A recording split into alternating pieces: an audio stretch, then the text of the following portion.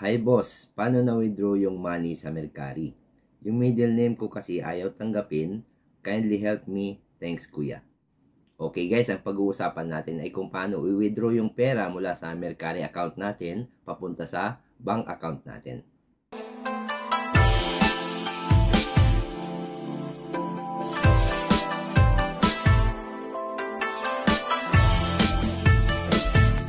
Ohayo gozaimasu minasan.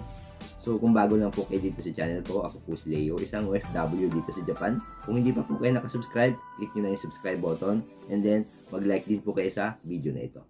Okay guys, so sagutin na natin yung katanungan ng ating subscriber or commenter. So punta tayo sa ating Mercari account. So tingnan natin. Punta tayo sa ating Mercari account. So sa baba ng Mercari account natin, mayroon dyan mga icons.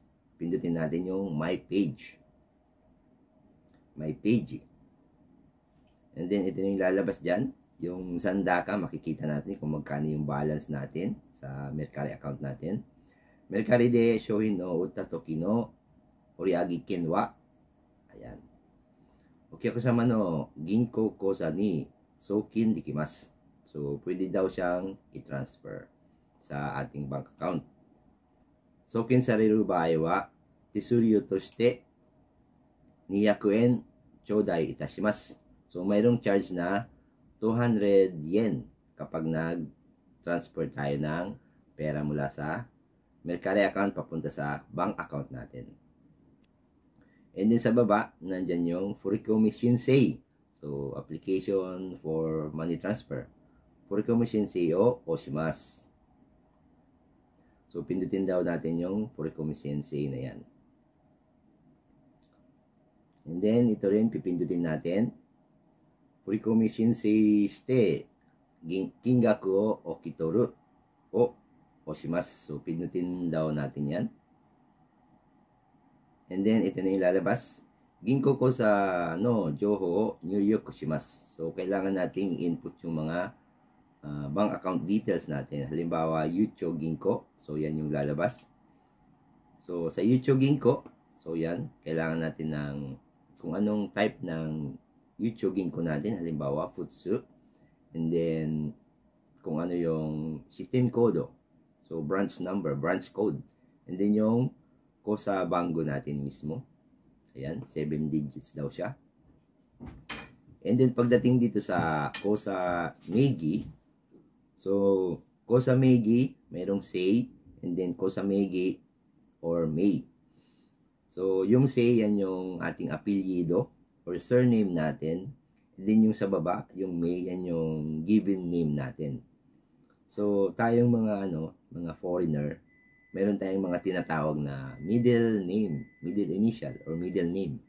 Pero yung mga Japanese kasi, so dalawa lang yung pangalan nila, yung surname lang tsaka yung first name nila. Kaya dalawa lang yan.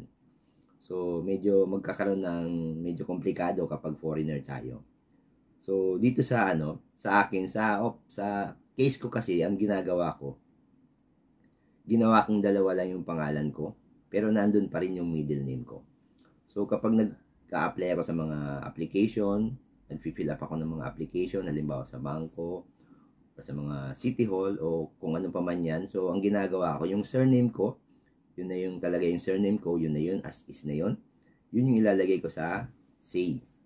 And then pagdating sa given name, itong kosa meigi or mei, dyan ko pinagsasama yung given name ko tsaka yung middle name.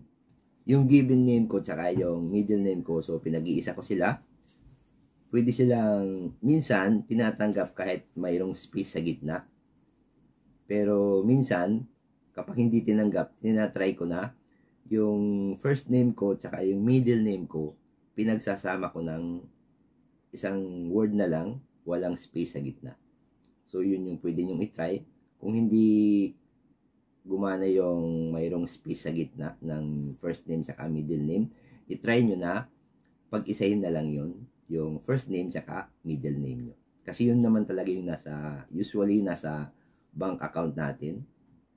So, halimbawang may pangalan tayong, example na lang halimbawang Jose Protasio Rizal. So, halimbawa yung Protasio, yung middle name natin. So, ang gagawin natin ay yung Rizal, yung ilalagay natin sa surname. And then, yung Jose Protasio, ang gagawin natin, yun yung ilalagay natin sa name natin or sa maid. So, pwede natin lagyan ng space or pwede rin natin wag na lang lagyan ng space yung Jose Protasio. So, pwedeng pag-isahin natin ng isang word yun. Kasi yun yung usually na nasa bank account natin.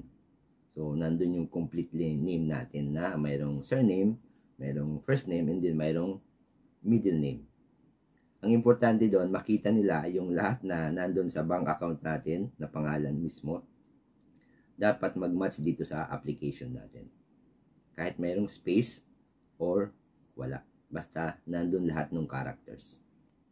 So, after nyan, i-click na natin yung tsugi or yung next. So, and then, ko sa Joho, Saido kakunin shitara, hai o oshimasu. So, kailangan natin i-check muna yung i-double check natin yung information natin para hindi tayo magkamali at hindi mapunta sa maling address or bank account yung ating wini-withdraw. Gensai no oreagikin kara ikura furikomi shinsei suru ka nyuryuku shimasu. So, ilalagay natin kung magkano yung i-withdraw natin. So, itatype natin dito. Halimbawa, isang lapad, 10,000 yen. And then, yan yung lalabas. So, automatic na madididak. Tisuryo sashihita furikomi kingaku ga jidou de hyoji sarimasu. So, automatic na lalabas dito yung deduction na tisuryo or yung charge. So, transfer charge na 200 yen. Furikomi hiyo kakunin no osu to kyaku ginko de furikomi yotei hi ga hyoji sarimasu. So, yun yung mga furikomi schedule. O isogi furikomi o oreagikin no hayaku ginko e soukin shitai baai, tsuika de tisuryo 200 yen o harau kote. So, ibig sabihin lang nun ay mayroong additional pa. Kung gusto natin na rush yung pag-transfer natin, mayroong additional na naman na 200 yen na charge. Tsujo furikomi yori mo hayaku soukin sareru o isogi furikomi ga riyo dekimasu. So, kung gusto natin na mas mabilis tayong makapag-withdraw, pindutin lang natin yung, i-check lang natin yung, ito yung mayroong 200 yen dyan.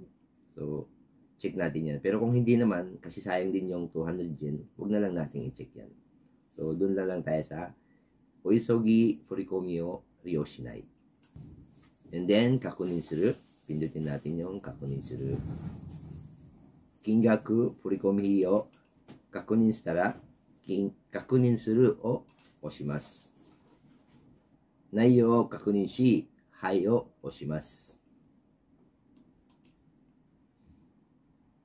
So, pindutin natin yung hai kapag nakakunin na natin. And then, pag nakakunin na natin or na-confirm na natin yung mga details ng bank account natin ay pindutin na natin yung furikomi shinsei o suru. So, yung box na yan, pindutin natin. Yung red na yan.